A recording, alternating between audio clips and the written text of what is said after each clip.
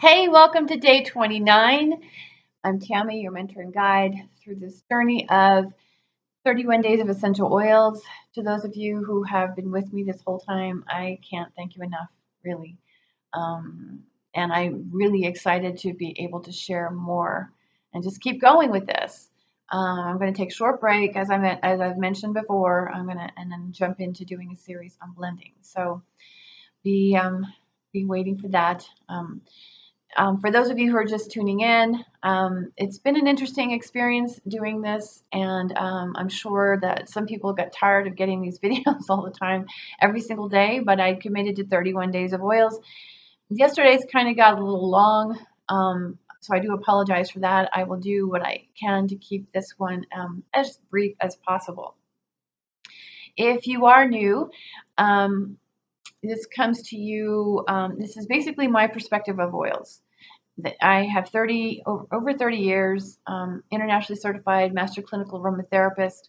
I also have a background in pharmacology and nutrition and specialize in the study of plant constituents as it relates to the genome, how they are synthesized and how they benefit genetic function. That's throughout all of nature, not just in the humans.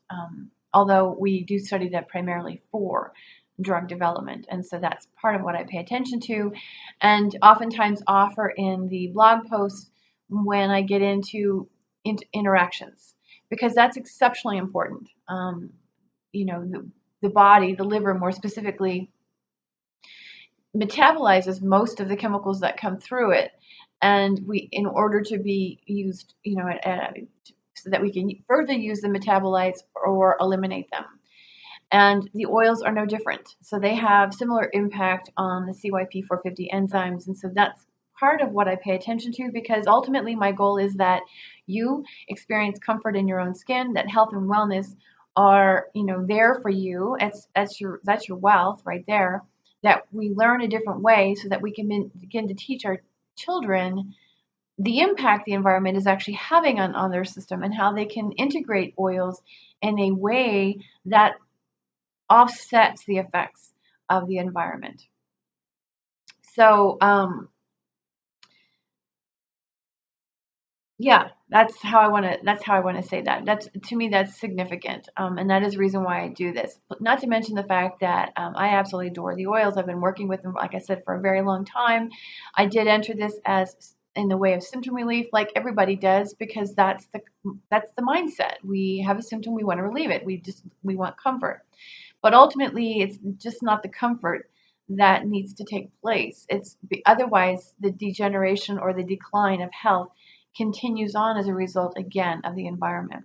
And so when we begin to recognize the value, what we actually have available to us in these tiny little bottles of oils that you don't need a lot of at any given time, will have a significant impact on the way your body actually responds long term. And so longevity, I get that we're all not going to be here forever, but I think it's more about equality, right?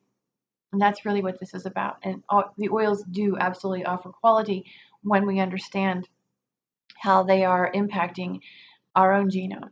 Okay, so today I want to talk a little bit about Angelica Root. I will say this up at the get-go, that the herb itself is not recommended for pregnancy.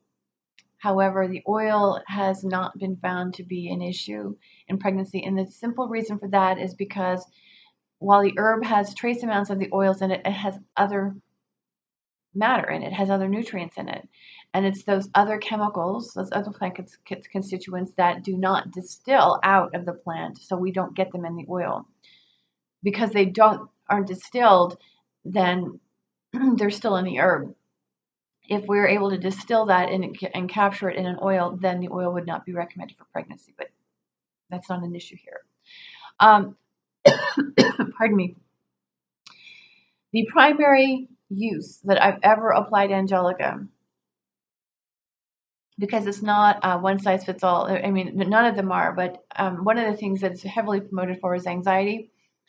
I did a blog post not too long ago. In fact, just want to make sure that I mention here that all of these videos rather, are being followed up with blog posts, although I am significantly behind, and that's part of the reason why I'm going to take a little break from making videos so I can get caught up.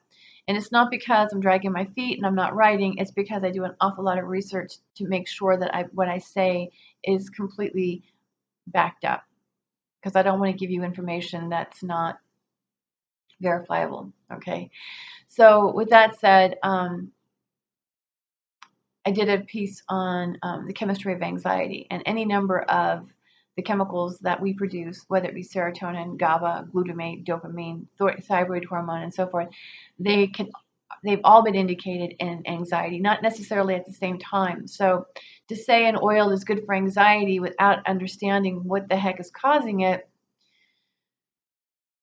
it's kind of a hit or miss. And so Angelica, I know, comes with the property that it's good for anxiety. The best way I know how to underscore that is it's a sedative for the adrenals.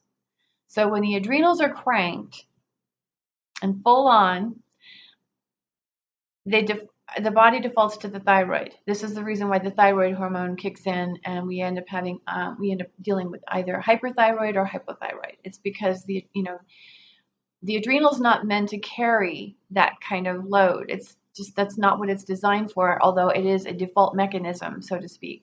So with the adrenals being with excessive levels of stress going on, and that's due to the environment, at the same time as human beings, we have the mental and emotional distress. So we have this catastrophic vicious cycle of stress going on that is not being soothed at the cellular level. We may be doing our breathing exercises, and we may be getting physical activity, and we may be enjoying our creativity and, all of those things. But at the same time, the cellular level is this. And what I mean by that, it's like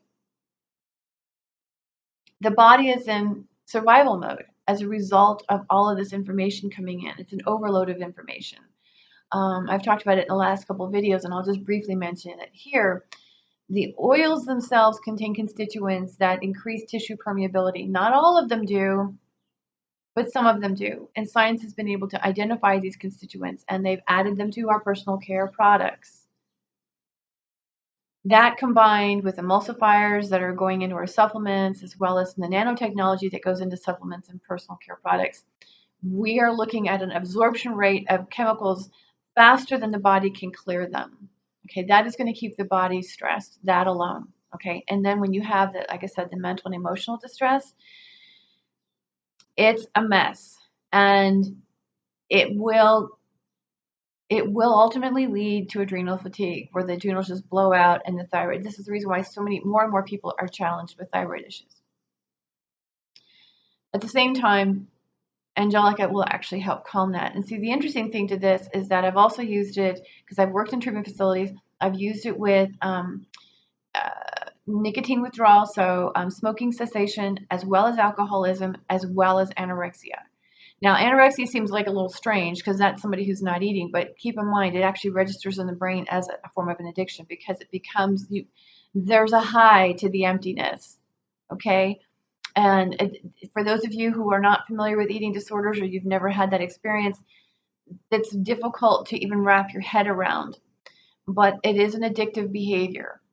And that just becomes a way of life. And so this actually helps relieve that. Now, the significance that this all plays into with the adrenals is the fact that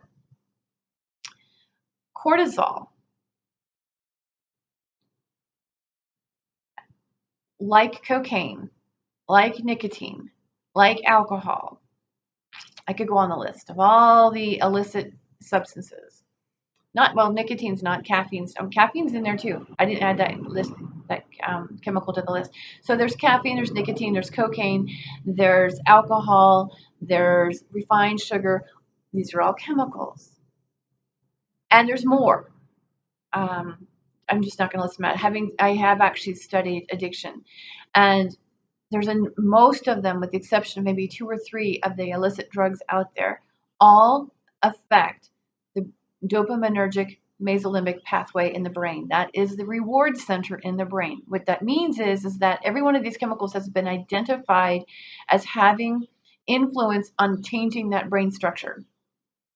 Okay, the significance to this study or these studies that are going on is they've also found that cortisol does the same thing.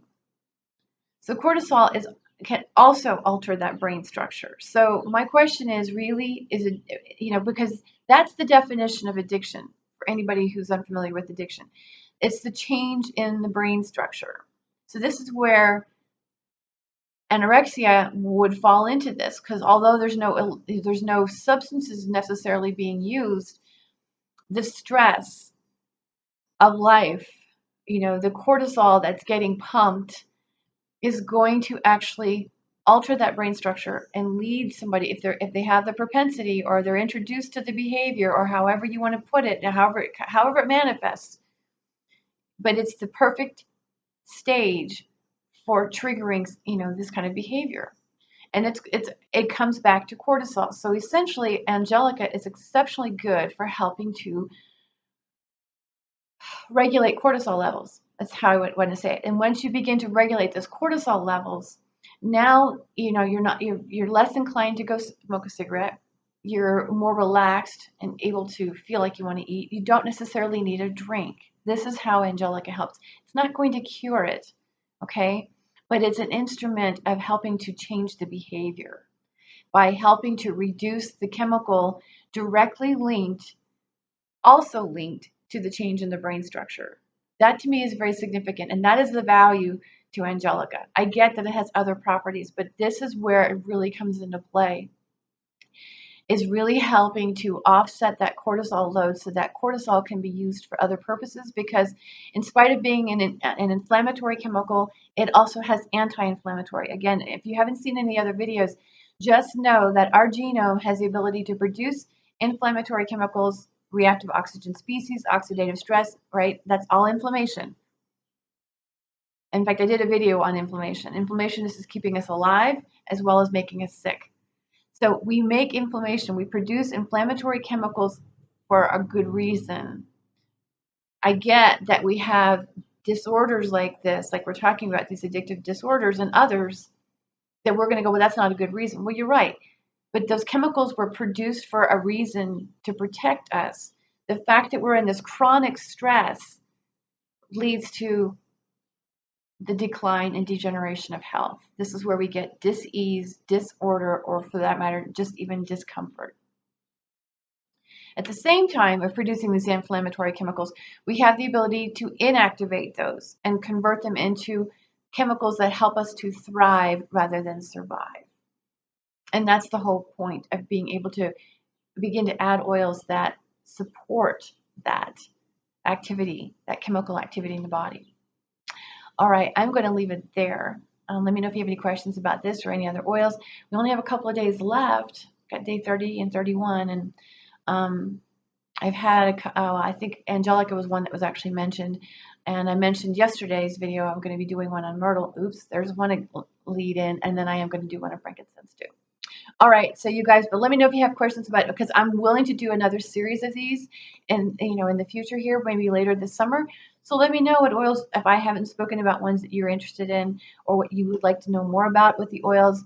This is your platform. So let me know how I can best serve you. Until day 30, take care, and thanks for being here.